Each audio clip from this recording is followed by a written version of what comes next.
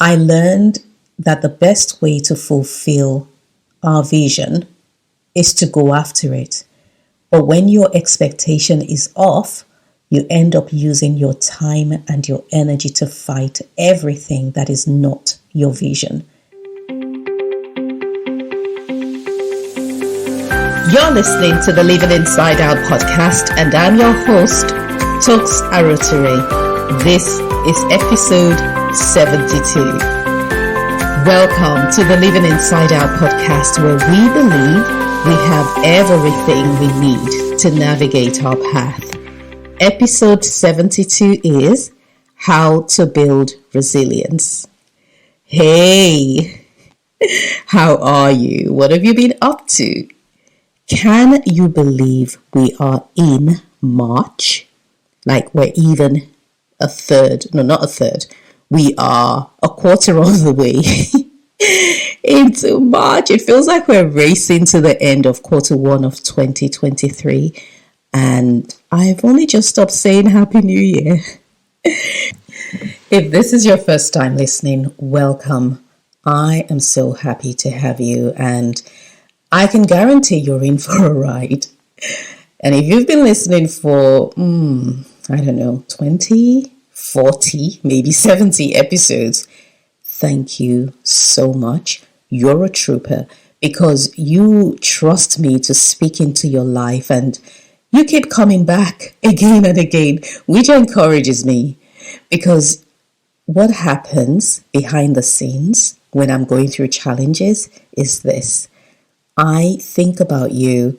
I think about the report I'm coming back to give, because I cannot come here and say, hey, all that mindset stuff I've been talking about on the podcast is garbage.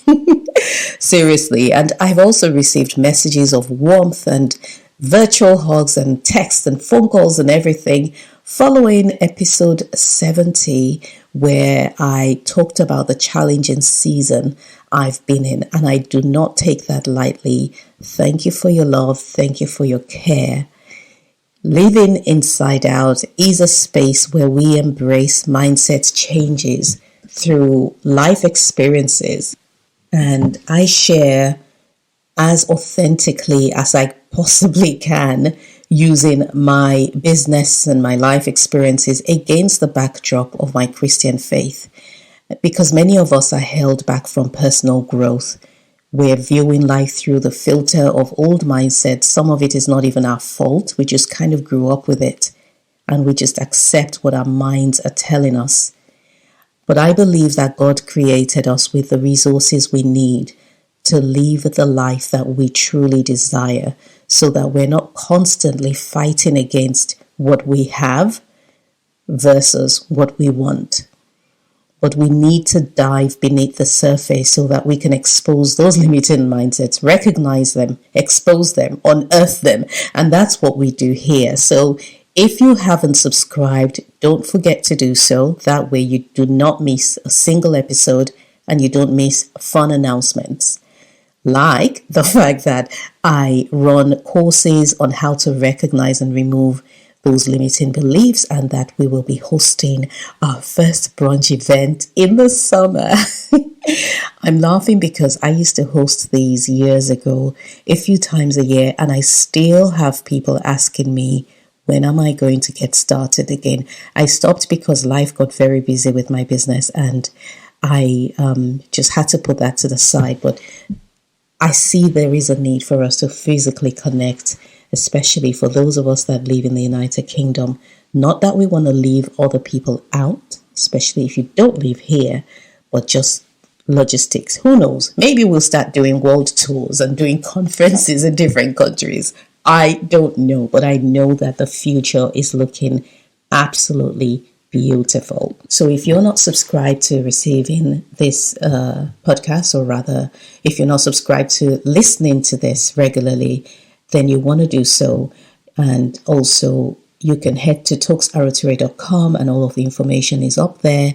And you can also subscribe to my newsletter, which I confess is very sporadic, does not come out every week or every month. It comes out whenever it does. I have warned you, but it's worth it. So, I'm at the tail end of what looked like an impossible situation. I haven't exactly gone into details because I'm not quite ready to do that yet, but just understand that it has been tough. I mentioned it in past episodes. I've talked about it on social media, but I am excited to share some of the lessons that this most recent trial has taught me. Because if there's one thing that it guarantees, problems guarantee growth, evolution, lessons, and I have been experiencing all of this. I believe that difficult situations have a clarifying effect on the mind. Do you find that to be the case as well? When you come out of a trial or while you're in there, things begin to clear up for you. The fog is burned away by the fire. The chaff is removed by the wind that comes from the storm you're in. Okay, I know I'm starting to sound a little bit poetic. That is not my intention. But you start to interpret things differently when you've been through the fire. But one thing that it's done for me as well, this particular season, is it has made me more compassionate, more empathetic, because I can relate better with the pain that others are going through. Now, everyone is dealing with a different situation in their life, and my conclusion is you don't have to go through exactly what they've gone through for you to have compassion and for you to be empathetic. Yes, you may not know or recognize the ins and outs and the intricacies of the specific challenge, like if you haven't lost a loved one, like a parent, for example, you may not be able to empathize completely with what they're going through. But I know that pain is pain, and for that reason, you can at least understand that they are in a situation they'd rather not be in. And so it doesn't allow us to say, I know what you're going through, because we don't, but it does allow us to feel the fact that they are going through a difficulty. I believe that everyone experiences pain, period. It's just that it shows up riding on a different horse. This one's for you if you're in the habit of comparing yourself to others or setting the world up as the background scene to your life. And that's exactly what I was doing. It's very subtle. You don't even realize it. And it creates this level of discomfort that will have you constantly trying to eliminate it. Last year, I met up with some old friends, a group of 4 or 5 of us. One is dealing with a chronic illness that they're going to live with for the rest of their life, is what the doctors have said. Another one is receiving treatment for a potentially lethal disease. One of them has got a broken relationship with their child. They've fallen out. Another one is having relationship issues with a loved one. Just everything you can imagine is happening to normal people around you. And these are highly functional people who, on the surface, they have lives that seem okay or perfect. But it was that point that I began to observe intentionally, and I began to notice and ask deeper questions with everyone I met who I had enough of a relationship with to ask this question to, is, what are you dealing with? What's life like for you right now? And you know what I found? Everyone's dealing with something. It might be something as intangible as low confidence or self-esteem issues, or something that is as obvious as having a job they hate, or money problems, or relationship issues. And so I had to ask myself, who told you, madam, that it was supposed to be smooth sailing? Because of the season I've been in, I've been asking myself a lot of why questions. Initially, it was, why me? Why me? God, why me? And then I grew a little bit and I moved on to, God, why? Not why me, but why is this happening? And what is the point? What's the point of me praying and not seeing results? What's the point of me speaking your word and nothing changes. And I got stuck in that space for a very long time. And when you're in that place of asking, what's the point? Not because you want to know what the point is, but because you're daring God to answer you and say, I forgot my child. There's no point to this. I don't know. But I know that it's a debilitating place to be in, because it means you either think that God doesn't know what he's doing, or that he knows what he's doing, or he's picked the wrong person to handle this. And that you don't have what it takes to navigate the season. So you feel powerless and you feel stuck. And that is exactly where I spent most of this whole period of challenges. If you recall, in episode 70, I shared some realizations that were straight out of that season. One, that I had been banging my head against a brick wall. I'd been banging my head against a brick wall because I did not accept that things had changed, and I was waiting for it to revert to what it used to be. Because now I had left the comfort zone, you see, and that's what it looked like. Being in a place of discomfort means that you are no longer in the comfort zone. That is why I'm such an advocate for self-reflection and journaling. You know, that time in the day or week where you pull away from the busyness of your life so you can analyze your objectives from a distance. And this is also the place where you recognize exactly what's happening, that your pain or your discomfort is not pointless, but instead it's an indication that you're on the move and you've moved away from the old and you're about to get into the new.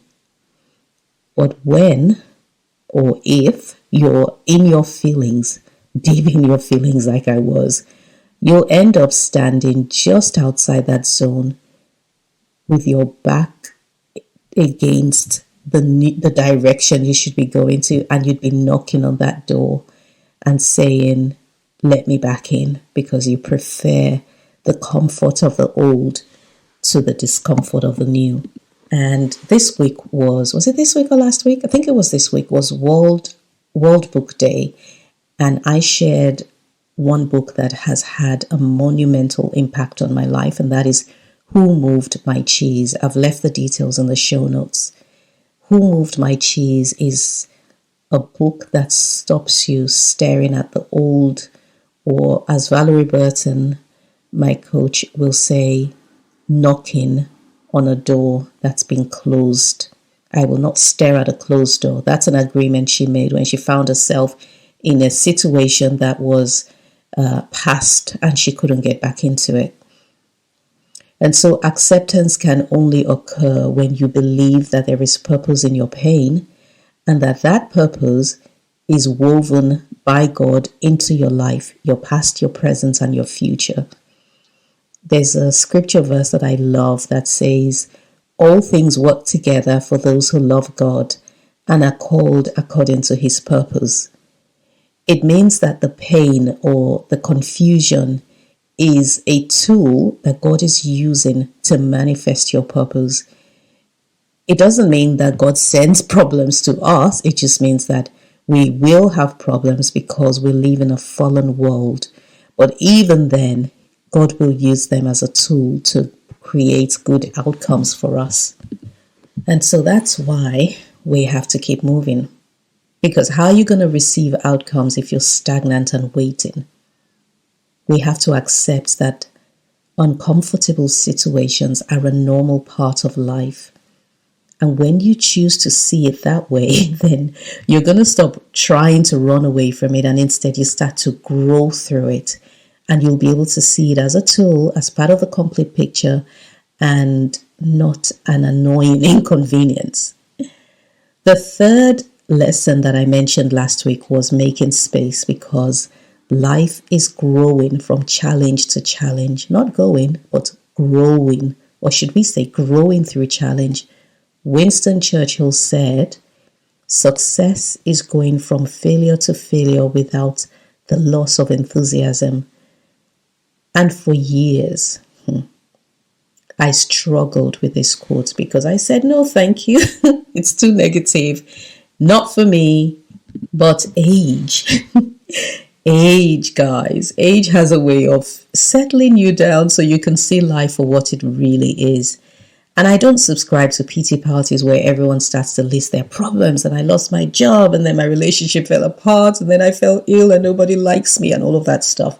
Because I've come across people who have chosen to see their life as one unbroken string of issues. And that too is limiting.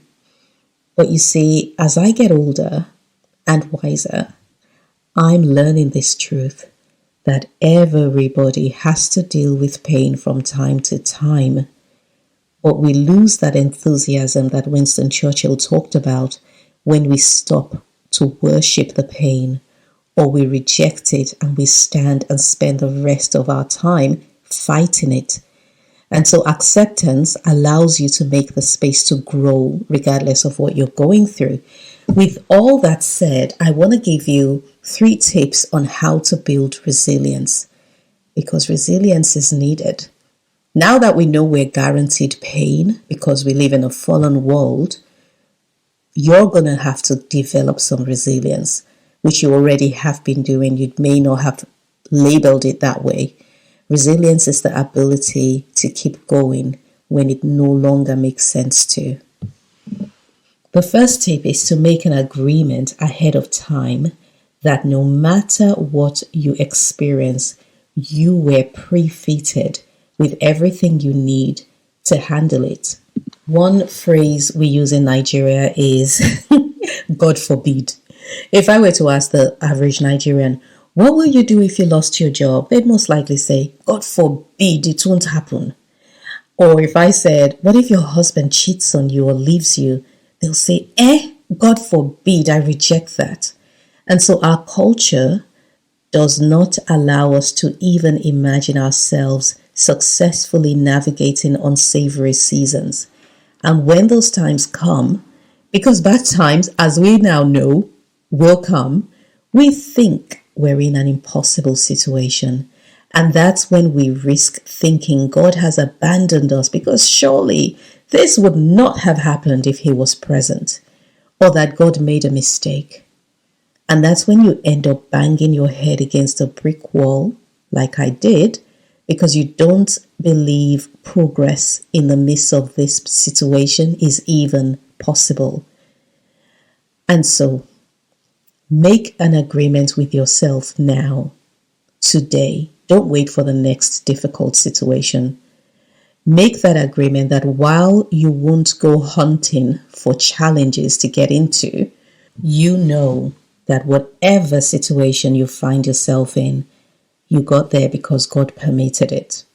That's an agreement you have to make ahead of time, because it is difficult and near impossible to start making resolutions about being resilient when you're already neck deep in trouble. And so don't wait. Please do that today. The second tip is to look out for reasons to keep going. And by that, I mean create a mindset of expectancy as opposed to a mindset of limitation and ending. My first year of trading on the King's Road in Chelsea was difficult. My mind was completely overcome with pictures of failure. Every time something went wrong, I'll imagine it was the end. We had a neighbor that sold luxury children's dresses next door to us. We literally shared the same wall, and their shop was always packed. They opened up about 3 months before I did. And so because we were both new in the same space and we served the same audience, we compared notes a lot.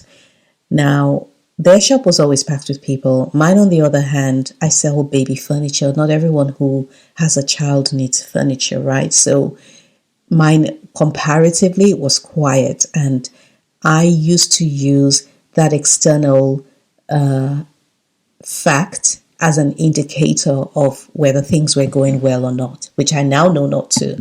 because now we know the inside is superior to the outside. Whatever's happening on the outside is not the be all and end all. It's what happens internally that matters.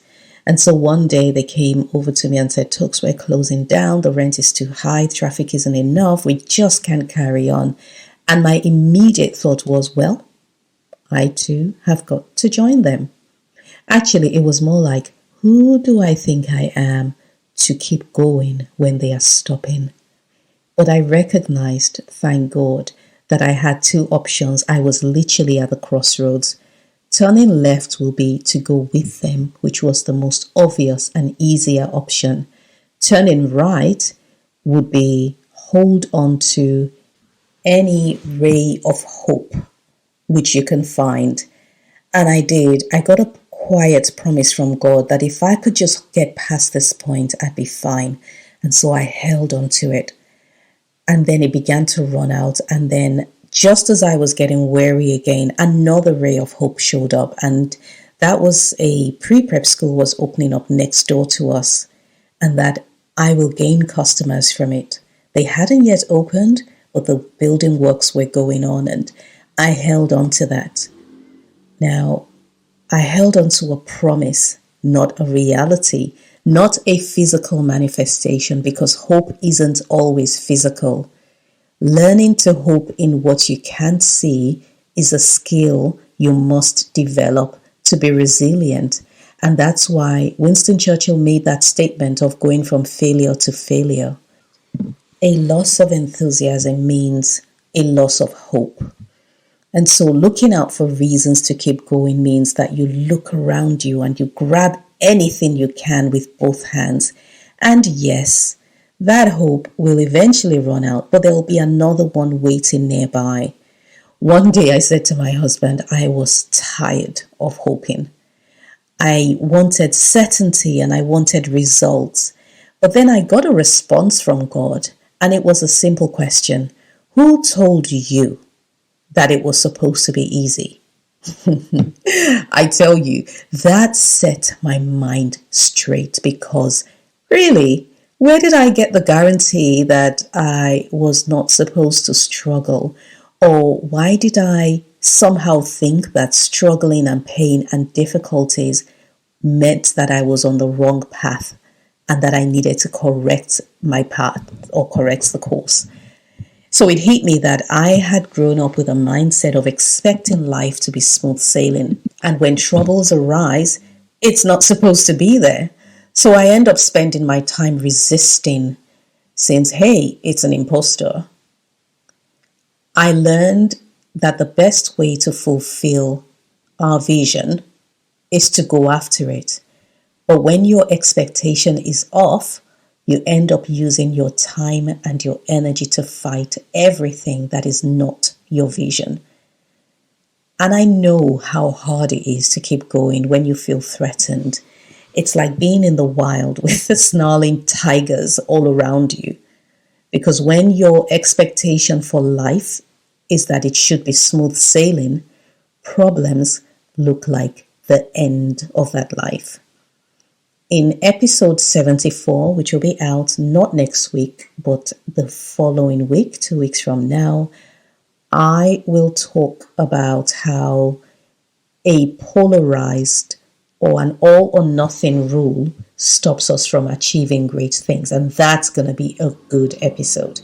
All the episodes are going to be good, by the way. And my third and final tip is to globalize your pain. I discovered that I had somehow convinced myself that I was the only one going through this. And when you see yourself as the only one going through this, then your pain now becomes a never before seen, unsolvable, impossible problem.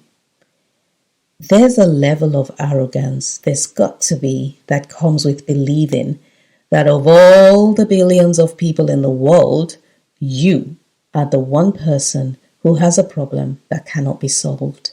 And I saw that arrogance in myself, because if God is not a man that he would lie, and his word says he is faithful Why on earth will I think he would handpick me as the one person he'll go against his nature for?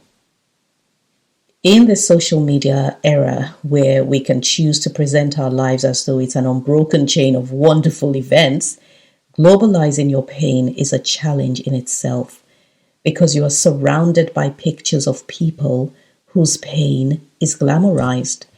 The woman who has had her baby 2 weeks ago and she's showing her postnatal body and has one single little stretch mark, but then she says, hey, look, I have a stretch mark and I'm so proud of my body. I'm not hiding it.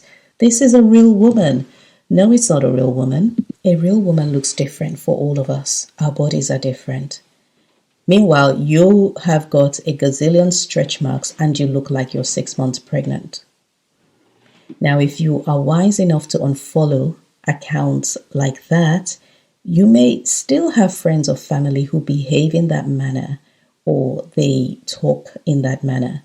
So having a circle of authentic people is everything because you realize that, hey, everyone has problems. And then they help you to see things from a different perspective because often we're only looking in one direction.